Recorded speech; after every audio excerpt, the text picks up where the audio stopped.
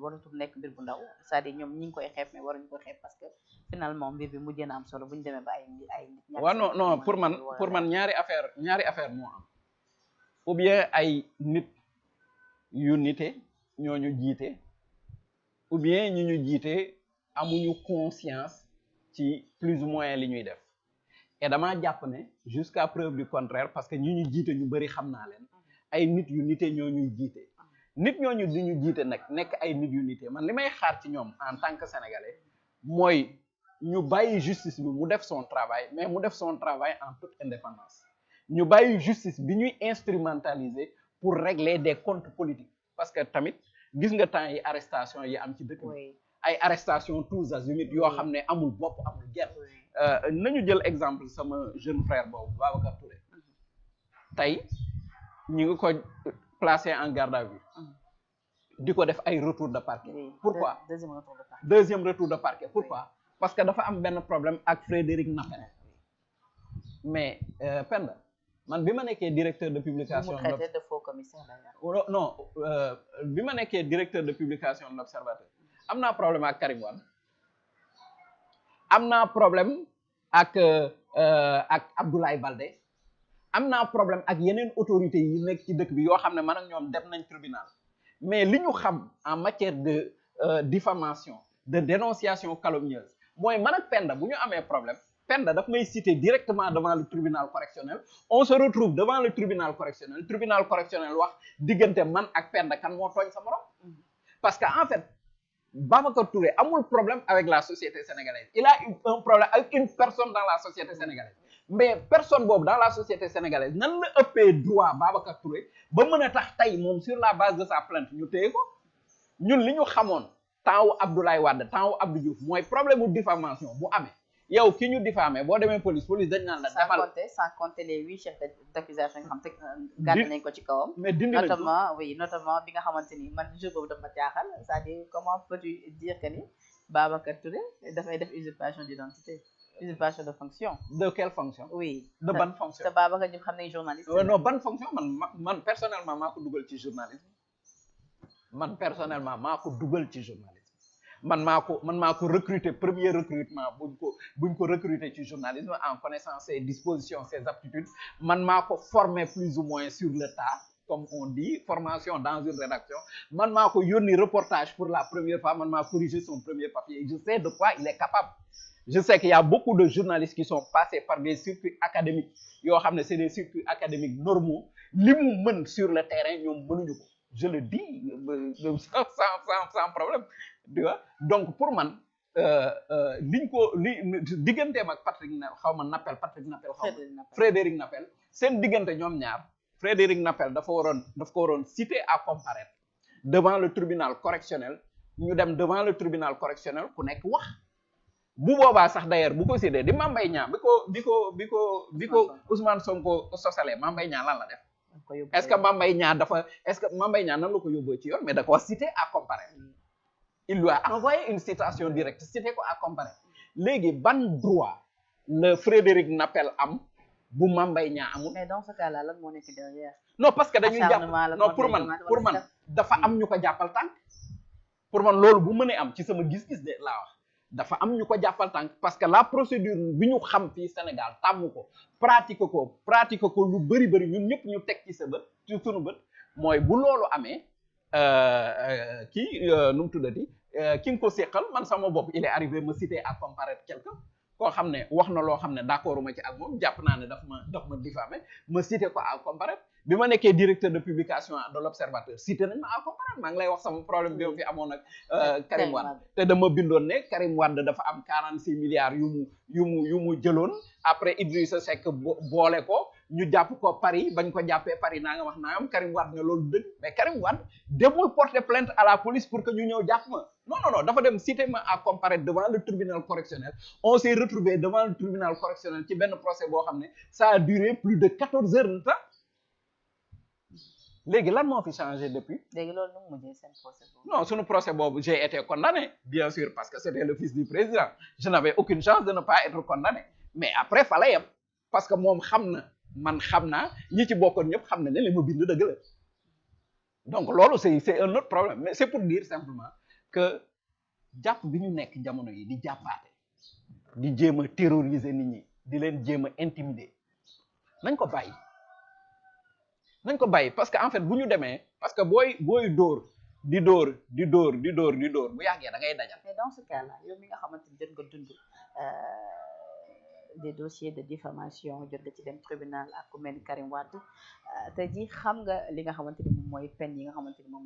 la ñuy daan ki nga xamante ni moom lañ naan dafa diffamer une personne dans ce cas là booy xool l'affaire Sonko Mame Mbaye Niang jàpp nga ni li ñenn ñi wax dëgg la comme buñ ko daan dafa ndaw trop en matière de diffamation. mais bu dee c'est la première fois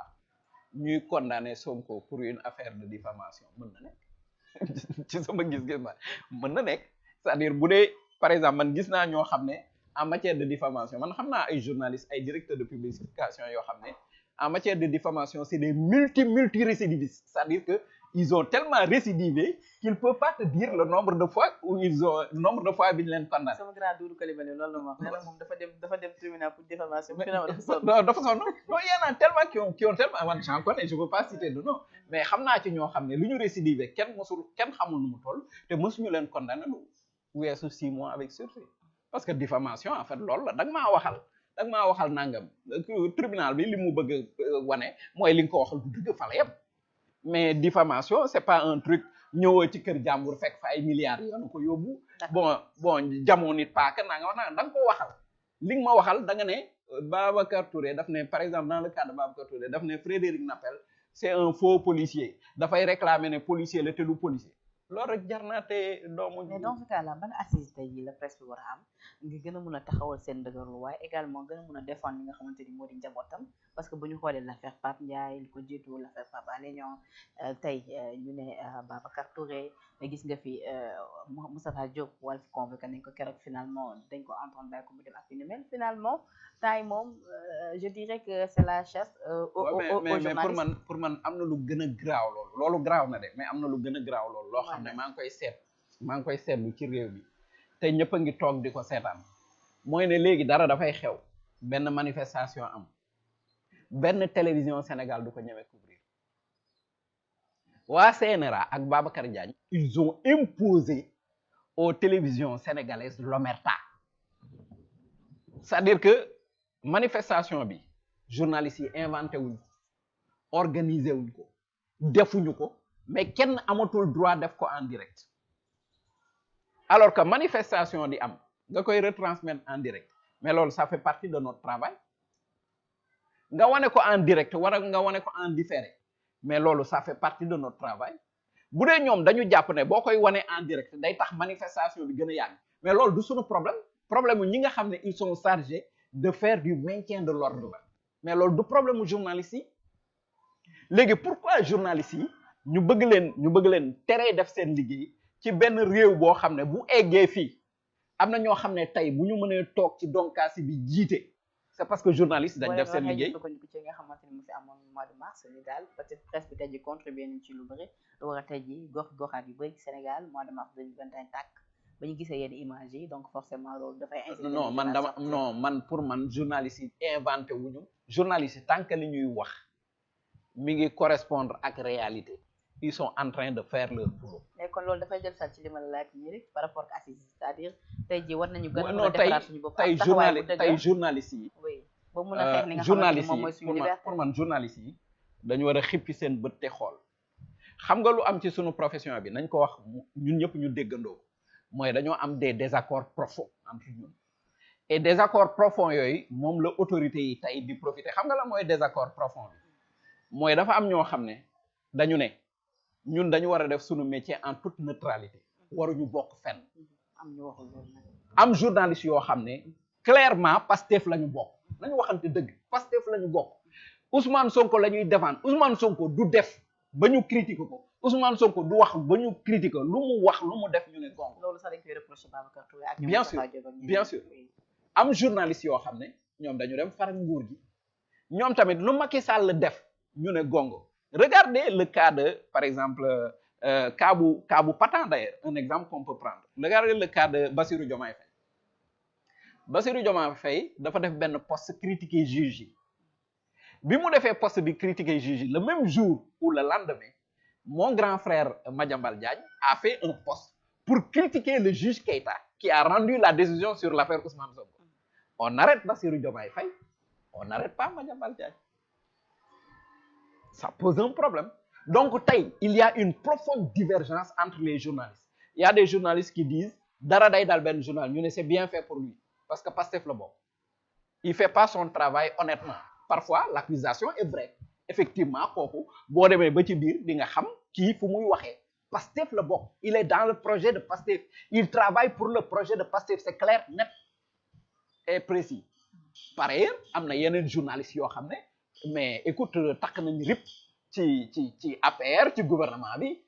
fa la ñuy liggéey ñoom la ñuy liggéeyal ñoom la ñuy jàppale ñoom la ñuy waxal nga koy gis chaque jour ci seen waxin ci seen doxal. gis nañ sax récemment suñu confrère Yoro Dia bi nga xamante ni jamono ji dama ko ci présidence. waaw mais bon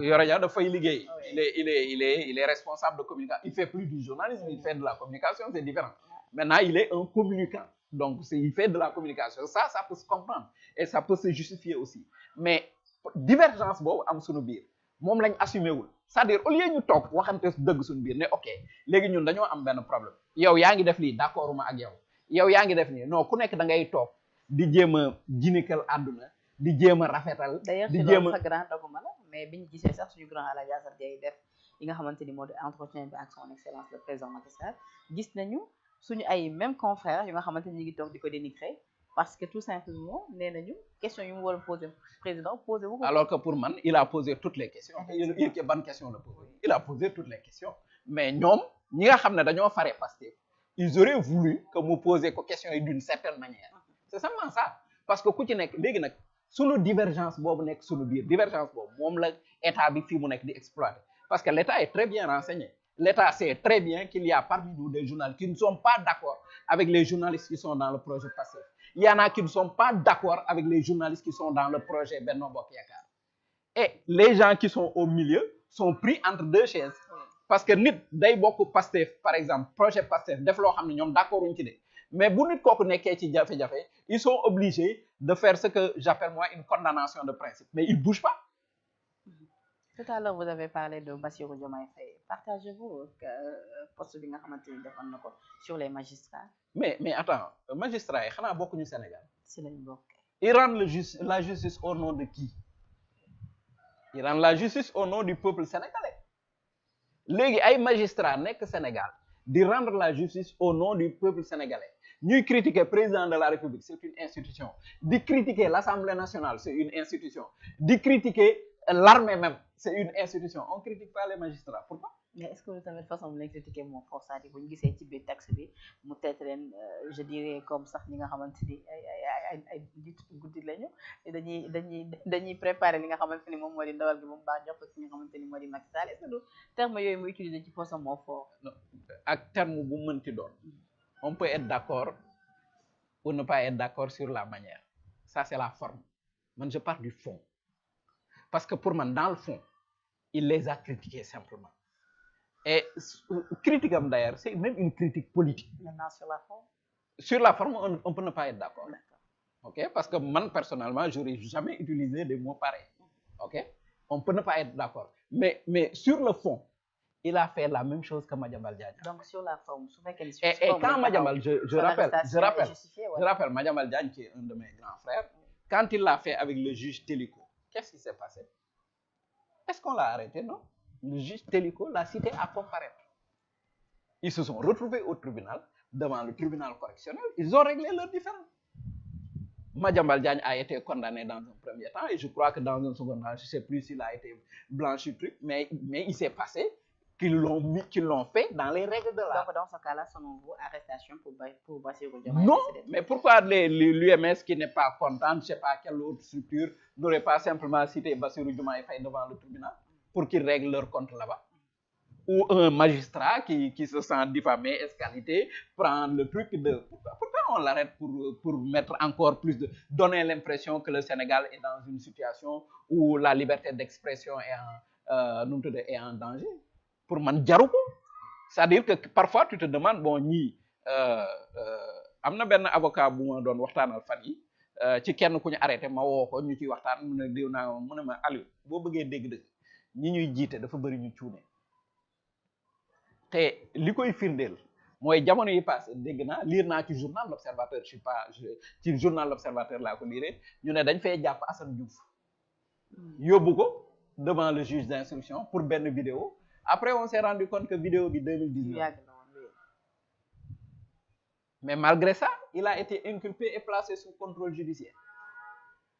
mais loolu su dee dëgg la ça pose un problème ça veut dire que il y a des avaries dans le système de commandement qu'il faut revoir. Dans ce cas-là, ceci peut-être nit yooyu vous les prenez pour des détenus politiques terme que président nee na moom particulièrement terme. Si il y a des détenus politiques bon c'est vrai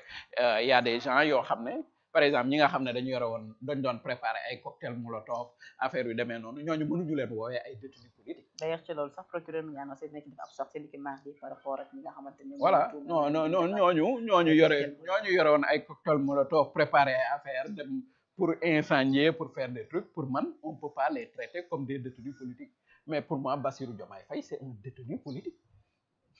lan la bu nekkul détenu politique pour man c'est un détenu politique il y a d'autres jeunes de Pastef qui ont été arrêtés alors que fekk na defuñu dara wala boog yëguñu lu ñu def mais pour moi c'est des détenus politiques seen porte-parole boobu ñu defaral bracelet électronique waaw su nekkul détenu politique lan la